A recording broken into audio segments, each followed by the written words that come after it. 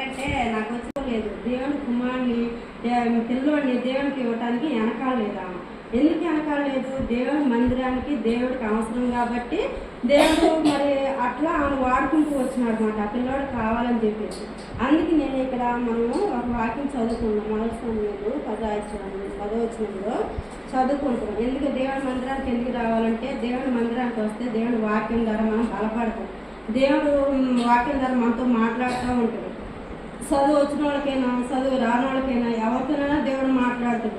ఏదో మనం వచ్చి కూర్చొని వెళ్ళిపోతున్నాం కాదు. మనం వాక్యం చెప్పు దేవుని దృష్టాంతం మనం ఎవరి మీద పెట్టాలంటే వాక్యం మీద పెట్టాలి. మన ఆలోచన ఎక్కడ ఉండాలంటే దేవుని వాక్యం మీదే ఉండాలి. అప్పుడు వాక్యం మీద ఉన్నప్పుడు దేవుడు మనతో మాట్లాడతాడు. లేకపోతే దేవుని మనతో మాట్లాడు ఏదో మనం కూర్చున్నాంగా విన్నాంగా వెళ్ళిపోతున్నాంగా అనుకుంటాం.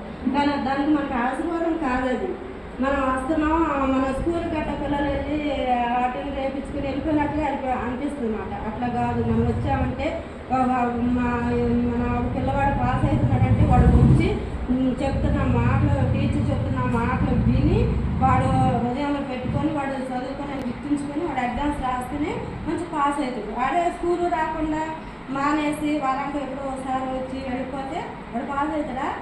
అవడు. ఎందుకంటే వాడు ఏది విన్నది సబ్జెక్టులు వినడు కదా, చెప్పి వినడు కదా. వాడు ఎలా పాస్ అవుతాడు? పాస్ అవ్వలేడు. అందుకనే మనం కూడా దేవుని మందిరానికి వస్తామంటే మనతో పాటు మన పిల్లల్ని కూడా తీసుకొచ్చుకోవాలి. మనం ఒక్కడమే వచ్చి మన దేవుని మాటలని వెళ్ళిపోతే కుదరదు. ఎందుకంటే మనతో పాటు కూడా మన పిల్లలు కూడా తీసుకురావాలి. తీసుకొస్తేనే వాళ్ళు కూడా చిన్నప్పటి నుంచి దేవుని వాక్యాన్ని విని వాళ్ళ మందిలో ఉంటారు. పెద్దవాళ్ళు అయ్యి దేవుని మాట చెప్తే ఉంటారా? నువ్వు వెళ్తామని నేను రానని చెప్పేసి అంటారు. వాళ్ళు స్కూల్ ఉన్నా లేకపోయినా సరే మన మందిరానికి వచ్చినప్పుడు మన పిల్లలు కూడా మనతో కూడా రావాలి. ఎందుకంటే మన పిల్లలు మనతో వచ్చినప్పుడు వాళ్ళు దేవుని మాటలని మరి సమయంలో మరి మా మనుషుల దేవుని దయను మనుషుల దయను వదులుతూ వచ్చినాడు. ఎందుకు వదిలినాడు? దేవుని మందిరంలో ఉన్నాడు కాబట్టి, దేవుని మాటలు విన్నాడు కాబట్టి, దేవుని పరిచయం చేస్తున్నాడు కాబట్టి ఆయన ఎలాగా దేవుని సన్నిధిలో వదిలితూ వచ్చినాడు. మనుషుల దయం కూడా పొందుతూ వచ్చినాడు. మనం కూడా దేవుని వాక్యం ఉంది. మనం యెహోవాకు ప్రీతికరంగా ఉన్నప్పుడు శత్రువులు కూడా ఏమవుతారు? మనకి మిత్రులు.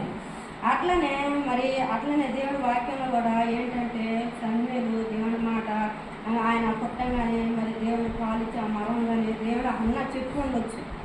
ఏం చెప్పు ఉంటుందంటే మరి దేవుని మందిరంలో మరి ఏ కుమారుడు చెప్పినా చెప్పుకోకూడదు. చక్కగా దేవుడి ఆస్పత్యం చేయాలా, దేవుడి పరిచయం చేయాలా, దేవుని మందిరంలో ఏదైనా చేయాలా అని చెప్పేసి తల్లి మంచి మాటలు చెప్పుకుని ఉండొచ్చు. అంతే కదా.